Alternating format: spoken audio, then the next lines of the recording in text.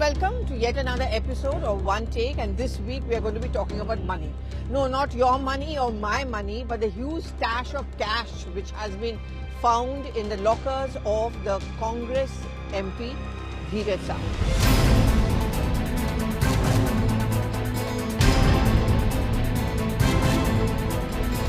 Now, you'll say, what's the big deal? Because corruption is something which seems to be accepted by everyone, and no one gets very much alarmed with this huge amount of cash which we are now used to seeing in the houses of our netas. But no, this is something which can have very close repercussions on the Lok Sabha elections, and rather I would say the narrative which begins for the campaign for the big elections next year.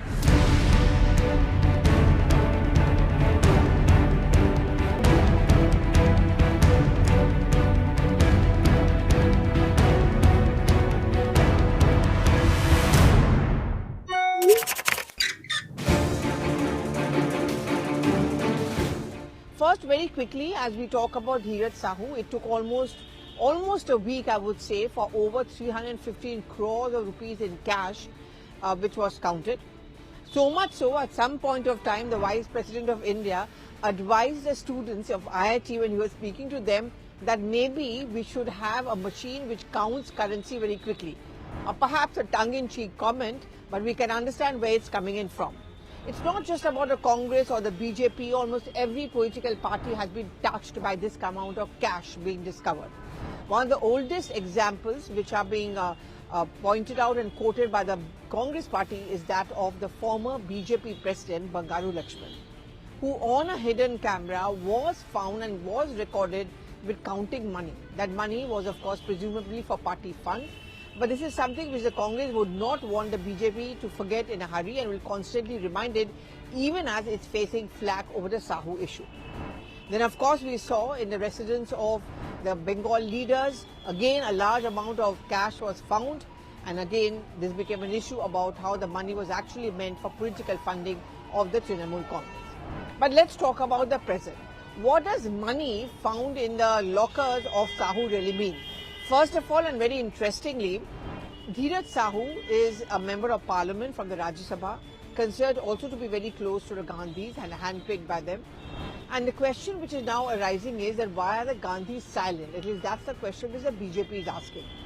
But what I found very interesting was that a day or two after the money was being counted, you had a detailed statement coming in from the Congress party, Jairam Ramesh, quickly distancing the party from this cash, saying, while he may be a member of parliament from the Congress party, but he's also a businessman and we have no idea about the money. But the silence of the Gandhis and no distancing from them is something which is actually giving ammunition to the BJP. And therefore it came as no surprise that they've decided to milk the issue. Inside the parliament building, outside the Mahatma Gandhi statue, there were protests which were organized by the BJP MPs against this huge cash haul. Because this is their way of hitting back at the Congress, but more importantly at Rahul Gandhi, by saying that you keep on attacking the Prime Minister and our government by talking about a nexus with the corporate sector, but what about your own backyard? And today the question is, where is Rahul Gandhi? He talks so much about imandari, naitikta, corruption, etc. Why is he quiet? In fact, if you remember the last time round, or the first time when rather the Prime Minister came to power, it all came on the narrative of the UPA government being corrupt. Dr. Manmohan Singh was accused of being a weak Prime Minister because he was not able to stop the acts of corruption by his own party and cabinet colleagues. If it was a DMK which was making quick money, the other political parties were also accused of doing so. The coal scam, the 2G scam, all of this was a part of the big narrative built up by the BJP against the Congress then and even now, that this is a party which is soaked in corruption. Now you'll ask, what does Sahu really have to do with 2024? Is he really such a big man? Is he so high profile? Well, no, but look at the context, look at the peg and what is happening, around it. This entire cash counting spree happened around the same time Mahua Moitro issue came up inside Parliament. She was expelled on the grounds of corruption, unethical conduct, how she compromised on national security. Now the India Front Alliance is meeting. They're going to start dealing with the entire critical question of seat sharing And that is a very important point which has to be made by the opposition parties against the BJP. Now the thing over here is that the expulsion of Mahua Moitro, the fact that she is accused of corruption, the fact that entire India front is rallying behind her, and this Sahu episode is going to be definitely a part of the electoral slogan of the BJP for 2024. In fact, therefore, it comes as no surprise that the Prime Minister himself has made this a big issue. Now, what about the khabar behind the scenes? Why is it that a Congress party is wanting to distance itself? Because they simply don't know what to say. सदियों से उनकी अपना business, कहाँ कमाए, किससे कमाए, सरकार तफ्तीश करे, पता करे. इसके साथ कांग्रेस पार्टी के कहाँ ताल्लुकात है?